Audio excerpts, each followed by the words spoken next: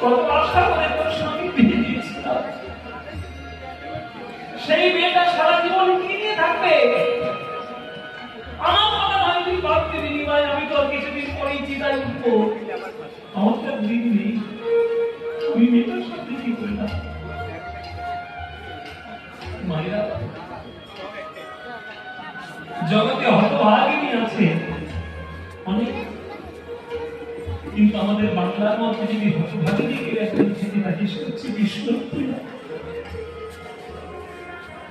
আমার বিষ্ণুপ্রিয়া কেননা রাধারানীকে ছেড়ে কৃষ্ণ চলে গেছিল বটে 100 বছরের জন্য, কিন্তু 100 বছর পরে সে মিলিত হয়েছিল। আর আমার বিষ্ণুপ্রিয়া